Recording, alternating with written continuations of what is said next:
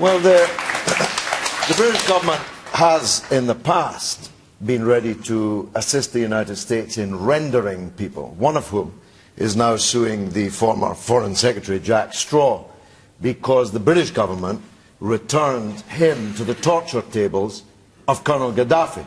This was at the time of the kiss-in between Mr. Blair and the Colonel. And I'm sure that Colonel Gaddafi gave the kind of assurances that David Aronovich, rather touchingly, is ready to accept from the Jordanians. In fact, every Arab government engages in torture, and every trial in an Arab court in any country is contaminated by this looming spectre of torture. That's why the European Court wants to be very clear that the assurances that David is ready to accept are worth the paper that they're written on. Now, I ran into, in a motorway service station just the other night, some of the acolytes of this Abu Qatada, Anjem Chowdhury and his crowd.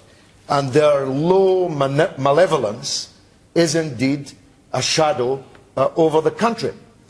But the presence of these people here is not a reason for us to act like a rogue state. Because if we act like a rogue state, well, for a start, we'll have to stop lecturing other people as rogue states. We have to follow the rule of law. Now, it's clear from Yvette Cooper's sterling performance in the House of Commons today that not only is the Home Office not fit for purpose, but Theresa May is not fit for the job of Home Secretary, and she should be sacked or resigned.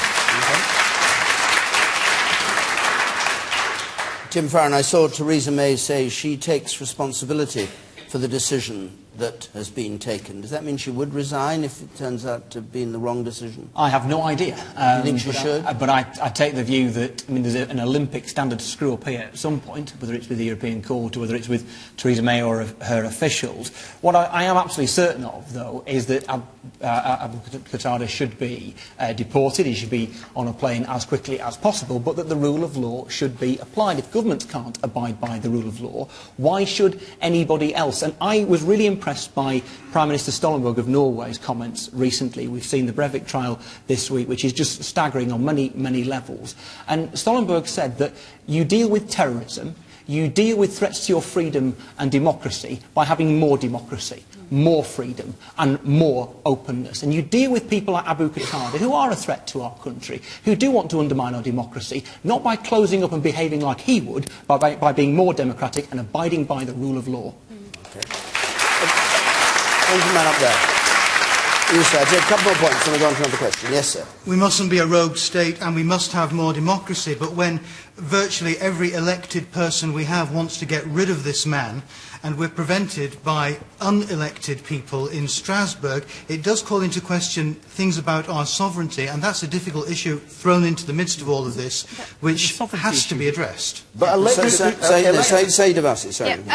Briefly, Saïd. Yeah, the discussions that are taking place today are all about that, about saying that ultimately it should be our courts who are the final courts who decide on the human rights of our citizens. And the only time that the European Court of Human Rights should get involved is where there is a substantial issue of interpretation. This should is one thing. Is it going to happen? It will happen. There has been agreement now between 47 member states. That agreement has been reached today, and we think that the implementation will take place by 2013. So this has been a huge step forward, and this has been leadership by the Prime Minister and this government saying, we have chairmanship of the European Council, let's use it and let's do something that's good for our nation. There's a clear issue of inconsistencies here, though. I mean, you talk about sovereignty, it's a fair point. But why is it this government, or indeed governments of any colour, are so quick to bow to our relationship with the United States? There's a young lad from Yorkshire, Richard O'Dwyer, who's been extradited without a question for effectively file sharing, whilst Abu Qatada gets all the treatment. Do you want to... You serve with Jack Straw. Do you want to reply to the point that George Galloway made about Jack Straw? Well, I mean, I don't know the details of this. Neither does he. He's forgotten. Well, no, but I do. Hang on. I think Tony Blair's forgotten too. George, I do, and you're wrong. There was no question of him being put on a plane, as you were suggesting. Why is he being sued? There was no question because the security services told the CIA where he was. They collaborated in the rendition of someone to Gaddafi's torture table. Look, I know you like to defend Mr. Blair, but surely even this is indefensible, even by you. Okay, they collaborated with the rendition of somebody who was somebody who was an Al-Qaeda supporter, and he was in 2005 at that point. And we rendered them to Gaddafi. And it is always interesting, George, that you never understand the problems that government faced at those times. Oh, you understand when dealing with. Well. I thought you were a journalist. I think maybe I do. Are you a journalist or a servant of the Blairs? I tell you what I am. I am a critic of everybody who deserves to be criticised. One of the things that I thought was really interesting about you earlier was you talked about the Arab governments and the Jordanian government when you have just got down from the business of licking the backside of Bashar al-Assad. I'll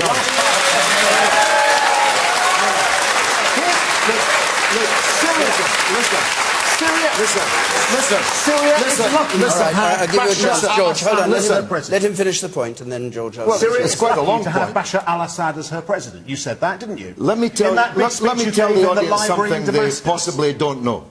When I first met Aronovich, he was a communist, a Marxist-Leninist, licking the backside of Lenin and Stalin. He then worked for Tony Blair, and now he works for Rupert Murdoch. So I'm not sure that company and the company people keep is your strong suit. Have I ever gone up to a dictator and said, you are a wonderful man? Have I ever saluted the indefatigability of a mass murderer? The Soviet Union. The Soviet Union. Right. Were you a communist? Were you a leading communist? Right. I was a communist, but you were still to the left of me, George. No, I've never been to it.